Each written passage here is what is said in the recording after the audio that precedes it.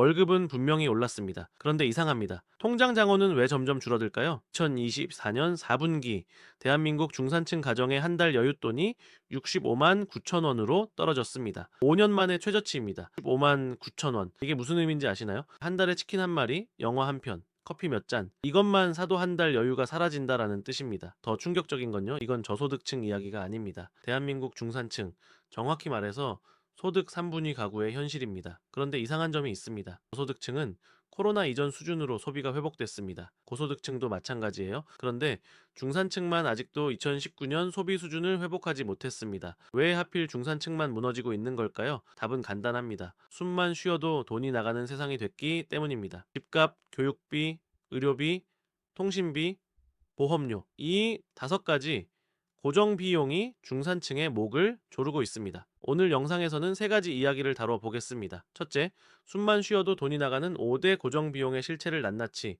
파헤쳐 보겠습니다. 둘째, 왜 중산층만 유독 무너지고 있는지 그 숨겨진 구조적 원인을 밝혀드리겠습니다. 셋째, 이 악순환에서 벗어날 방법은 있는지, 앞으로 어떻게 될 것인지 전망해 드리겠습니다. 이 영상 하나면 왜 요즘 월급이 올라도 살기가 더 팍팍해졌는지, 그리고 이게 단순히 개인의 문제가 아니라 대한민국 경제 전체를 뒤흔드는 구조적 위기인지 완벽하게 이해하실 수 있을 겁니다. 본격적인 분석에 들어가기 전에 아직 구독 안 하신 분들은 지금 구독 버튼 눌러주시면 감사하겠습니다. 이런 경제 이야기 꾸준히 전해드리고 있습니다. 자, 그럼 바로 시작하겠습니다. 먼저 숫자부터 보겠습니다. 숫자는 거짓말을 하지 않거든요. 한국경제인협회가 2024년에 발표한 보고서에 따르면요. 코로나 이후 4년이 넘었는데도 중산층 실질 소비 지출은 코로나 이전 수준을 회복하지 못했습니다. 정확히 말하면 소득 2분위와 3분위 가구입니다. 우리가 흔히 말하는 중산층이죠. 그런데 1분위 저소득층과 5분위 고소득층은요. 이미 2019년 수준을 회복했거나 오히려 넘어섰습니다. 이게 무슨 의미일까요?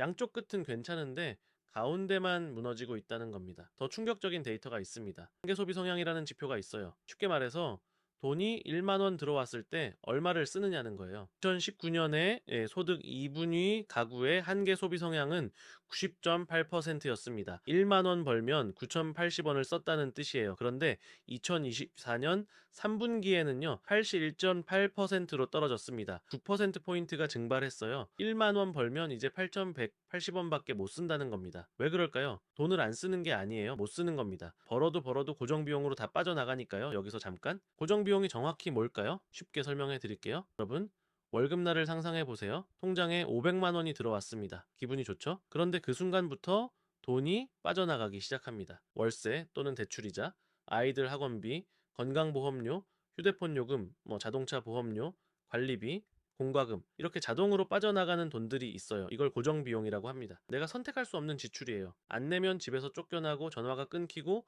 보험이 해지됩니다. 문제는 이 고정비용이 해마다 늘어나고 있다는 겁니다. 그런데 월급은 그만큼 안 오르죠. 결과가 뭐겠어요? 치킨 안 시켜 먹고, 영화 안 보고, 옷 안 사고, 이른바 선택적 소비가 사라지는 겁니다. 2024년 중산층이 소비를 줄인 항목이 뭔지 아세요? 의류, 신발, 개인, 위생용품, 보험료, 가정용품, 전부 안 사도 당장 죽지 않는 것들이에요. 반대로 줄이지 못한 항목은요, 주거비, 교육비, 의료비, 통신비. 안 내면은 생활이 불가능한 것들입니다. 이게 바로 소비의 양극화예요. 고정비용은 줄일 수 없고 선택적 소비만 사라지는 현상. 자, 이제 본격적으로 중산층을 멈춰 세운 5대 고정비용을 하나씩 파헤쳐 보겠습니다. 첫 번째, 주거비입니다. 주거비는 중산층 가계에서 가장 무거운 짐입니다. 2024년 4분기 소득 3분위 가구의 비소비 지출이 얼마였는지 아세요? 77만 7천 원입니다. 전년 동기 대비 52.8% 증가했어요. 2019년 통계청이 가계조사 방식을 통합한 이후 역대 최대치입니다. 비소비 지출이 뭐냐고요? 쉽게 말해서 세금, 보험료, 이자 같은 거예요. 내가 뭔가를 사지 않았는데 나가는 돈입니다. 그 중에서 가장 충격적인 항목이 있어요. 비경상세예요. 쉽게 말하면 집 살 때 내는 세금입니다. 취득세, 등록세 같은 거죠. 2024년 4분기 소득 3분위 가구의 비경상세가 얼마였는지 아세요? 5만 5천 원입니다. 이게 왜 충격적이냐고요? 전년 동기 대비 4세 91.8% 증가했거든요. 거의 5배가 뛴 거예요. 이게 무슨 의미일까요? 중산층이 무리해서 집을 사고 있다는 뜻입니다. 전세가 불안하니까 집값이 또 오를까봐 무리하게 대출받아서 집을 샀어요. 그 결과 취득세 폭탄을 맞은 거죠. 집을 사면 끝일까요? 아닙니다. 대출이자가 기다리고 있어요. 2024년 4분기 소득 3분위 가구의 이자 비용은 월 평균 10만 8천 원이었습니다. 연간으로 치면 130만 원이에요. 그런데 이건 평균입니다. 집을 산 가구만 따지면 이자 부담은 훨씬 크죠. 여기서 비율을 하나 들어볼게요. 여러분이 월급 500만 원을 받는다고 생각해 보세요. 그런데 매달 첫째 날 통장에서 150만 원이 자동으로 빠져나갑니다. 대출이자 80만 원,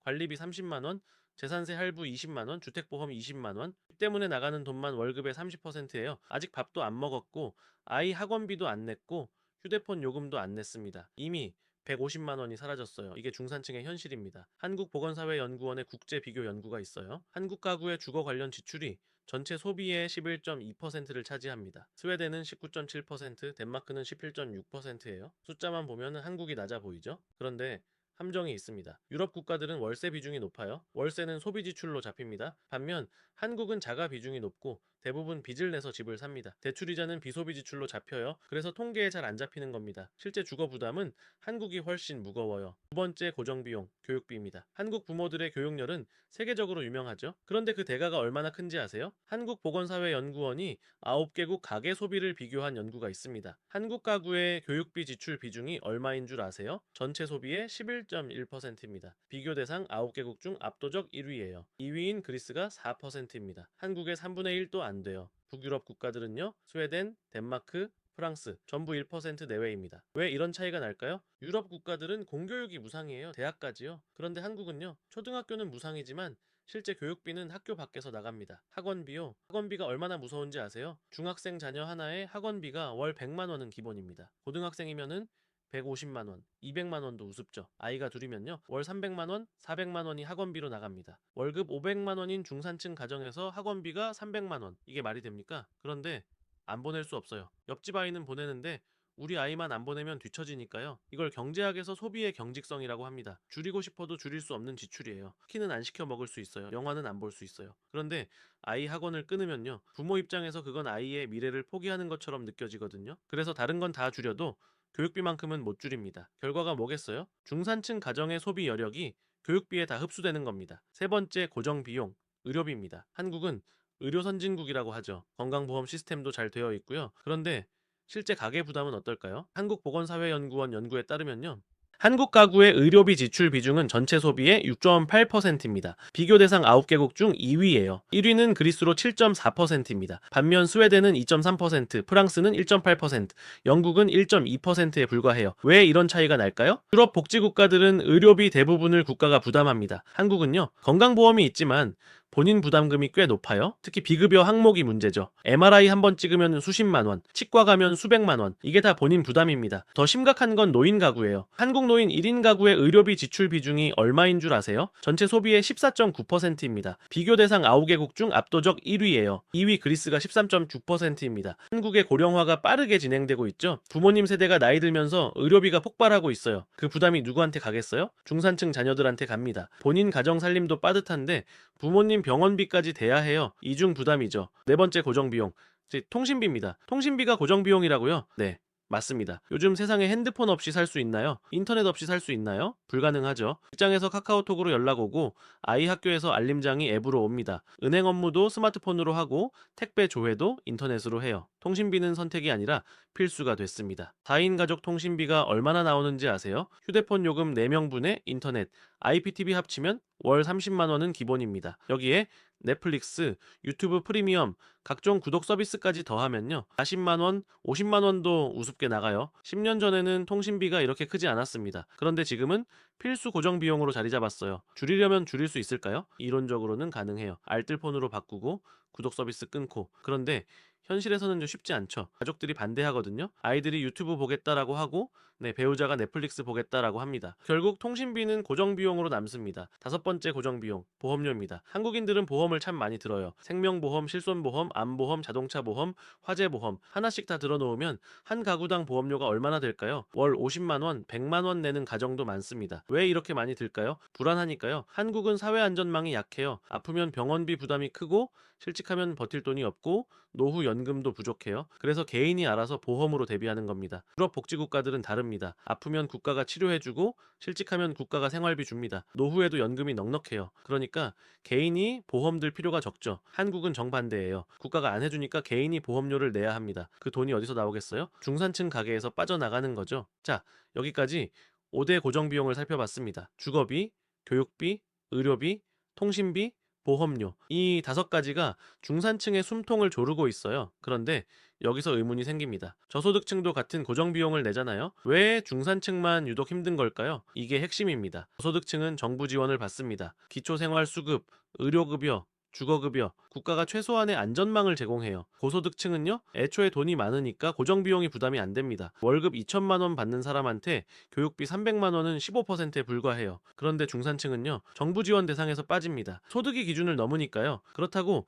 고소득층처럼 여유가 있는 것도 아니에요. 딱 중간이에요. 정부 지원도 못 받고 여유도 없는 상태. 이걸 복지 사각지대라고 합니다. 중산층은 복지 사각지대에 놓여 있어요. 그래서 유독 중산층만 무너지는 겁니다. 여기에 더 큰 문제가 있습니다. 바로 가계부채예요. 한국의 가계부채가 얼마인 줄 아세요? 2025년 2분기 기준 GDP 대비 89.7%입니다. 2021년 3분기에 기록한 역대 최고치 99.1%에 육박하는 수치예요. 전 세계 77개국 중에서 한국의 가계부채 증가 속도가 3위입니다. 중국과 홍콩 다음이에요. 이게 왜 문제일까요? 빚은 갚아야 하거든요. 원금도 갚아야 하고 이자도 내야 해요. 한국은행 분석에 따르면요, 가계부채 때문에 매년 민간 소비 성장률이 0.4%포인트씩 깎이고 있습니다. 0.4%포인트가 작아 보이죠? 10년이면 4%포인트예요. 20년이면 8%포인트입니다. 한국은행이 충격적인 분석을 내놨어요. 만약 가계부채가 2012년 수준으로 유지됐다라면요, 2024년 민간 소비가 지금보다 4.9%에서 5.4% 더 높았을 거랍니다. 거의 5%요. 5%가 얼마나 큰 숫자인지 아세요? 대한민국 GDP가 2천조 원이에요. 민간 소비가 GDP의 절반 정도니까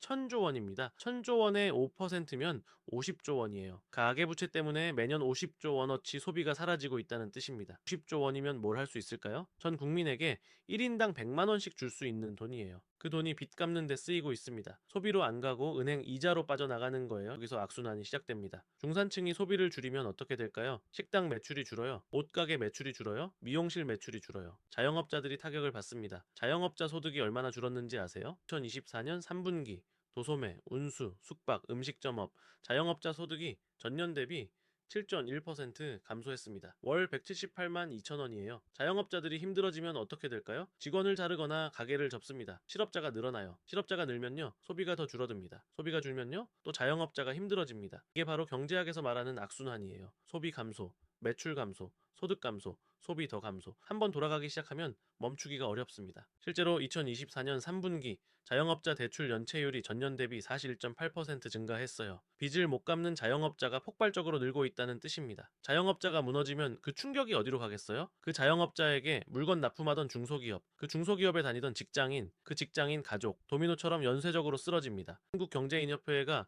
충격적인 비교 분석을 했어요. 2008년 글로벌 금융위기 때와 코로나 이후를 비교한 겁니다. 2008년 금융위기 때는요, 가계 소비가 2009년에 2.1% 줄었어요. 그런데 2010년에 바로 2007년 수준을 회복했습니다. 2년 만에 원상 복구된 거예요. 코로나 때는요, 2020년에 가계 소비가 2.82% 줄었습니다. 2008년 금융위기 때보다 더 많이 줄었어요. 그런데 회복 속도는요, 2022년이 되어도 2019년 수준을 회복 못했습니다. 3년이 넘게 걸렸어요. 왜 이런 차이가 날까요? 2008년 금융위기는 외부 충격이었습니다. 미국 은행들이 망하면서 전 세계 경제가 흔들린 거예요. 금융 시스템만 안정되면 바로 회복됐죠. 코로나 이후는 다릅니다. 가계 자체가 구조적으로 망가졌어요. 고정비용은 늘어났고 빚은 쌓였고 소득은 불안정해졌습니다. 금융 시스템이 안정돼도 가계는 회복되지 않아요. 이게 바로 구조적 위기입니다. 일시적인 불황이 아니라 체질 자체가 바뀐 거예요. 국민들도 이걸 체감하고 있습니다. 한국경제인협회가 2024년 말 설문조사를 했어요. 응답자의 71.5%가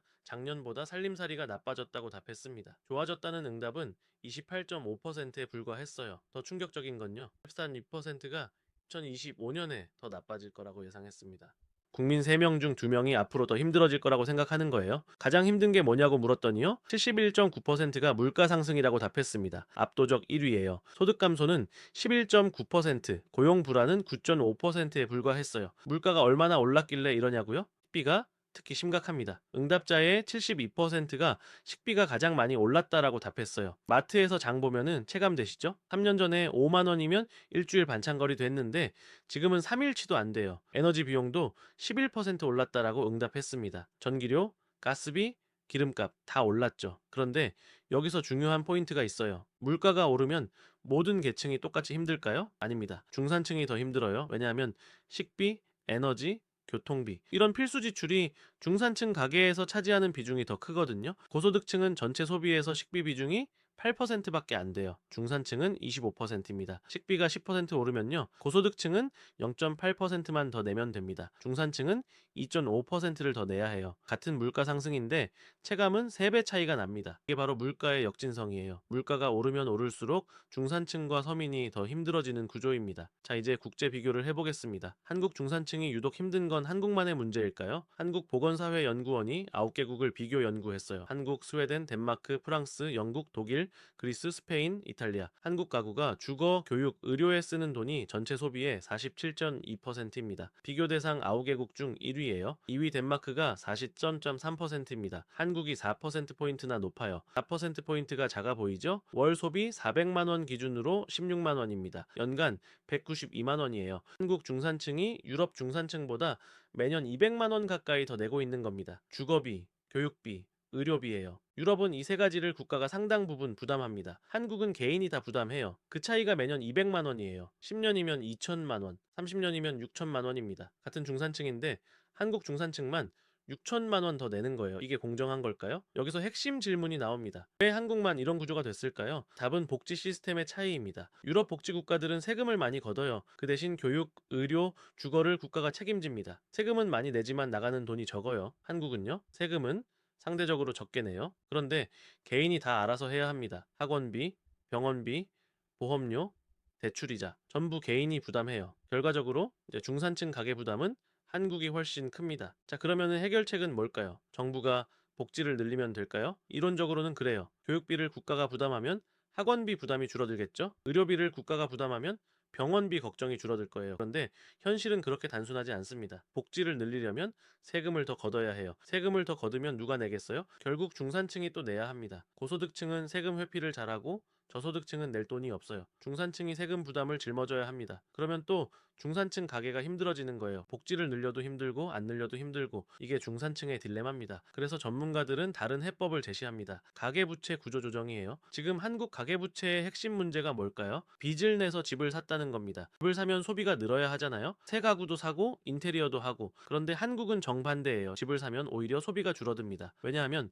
대출 갚느라 다른 데 쓸 돈이 없어지거든요. 한국은행 연구에 따르면요. 한국에서 집값이 1% 오르면 소비가 0.02% 증가합니다. 다른 선진국은요. 0.03%에서 0.03%예요. 한국의 10배가 넘습니다. 이게 무슨 뜻이냐면요. 한국에서는 집값이 올라도 소비가 안 늘어난다는 거예요. 자산은 늘어났는데 쓸 돈은 없어요. 왜 그럴까요? 한국은 집을 팔아서 현금화하는 문화가 없거든요. 집은 자식한테 물려주거나 노후에 살 곳이에요. 팔아서 소비하는 대상이 아닙니다. 그래서 집값이 아무리 올라도 소비로 연결이 안 되는 겁니다. 자, 이제 정리해 보겠습니다. 대한민국 중산층이 무너지고 있습니다. 월급은 올랐는데 통장은 텅 비어 있어요. 이유는 5가지 고정비용 때문입니다. 첫째, 주거비, 대출이자 취득세, 관리비가 월급의 30%를 가져갑니다. 둘째, 교육비, 학원비가 월 수백만 원씩 나갑니다. OECD 국가 중 압도적 1위예요. 셋째, 의료비, 비급여 항목과 노인 부양 비용이 가계를 압박합니다. 넷째,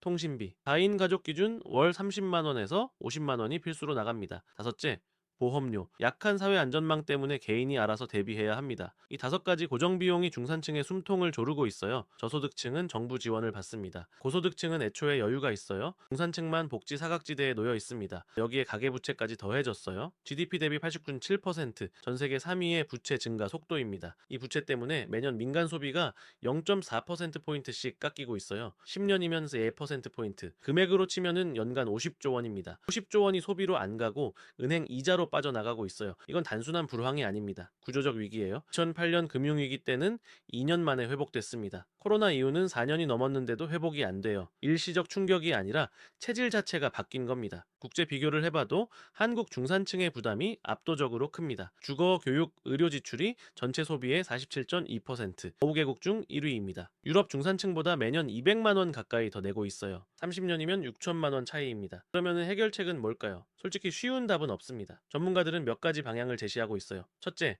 가계부채 구조조정입니다. 원금 상환 유예, 이자율 조정, 만기 연장. 그러니까 가계가 숨 쉴 여력을 만들어줘야 합니다. 둘째, 필수 비용의 공적 부담 확대예요. 교육비와 의료비를 국가가 더 부담해야 합니다. 유럽처럼 공교육을 강화하고 비급여 항목을 줄여야 해요. 셋째, 주거비 부담 완화입니다. 집값 안정화, 취득세 부담 완화, 임대주택 확대, 집 때문에 삶이 무너지는 일이 없어야 합니다. 넷째, 고용 안정성 강화예요. 소득이 불안하면 아무리 고정 비용을 줄여도 소용없어요. 안정적인 일자리가 있어야 가게가 살아납니다. 이 모든 게 종합적으로 이루어져야 해요. 하나만 해서는 안 됩니다. 부채 구조 조정, 필수 비용 공적 부담, 주거비 완화, 고용 안정 네 가지가 동시에 움직여야 합니다. 그렇지 않으면 악순환은 계속될 거예요. 중산층 소비 감소, 자영업 몰락, 고용 불안, 소비 더 감소. 이 악순환에서 벗어나지 못하면 대한민국 경제 전체가 흔들립니다. 중산층은 경제의 허리예요. 허리가 부러지면은 몸 전체가 무너집니다. 지금 대한민국 경제의 허리가 흔들리고 있어요. 이걸 바로 세우지 못하면 우리 모두의 미래가 위험합니다. 오늘 영상에서 다룬 내용을 한 문장으로 정리하면 이겁니다. 숨만 쉬어도 돈이 나가는 세상이 됐고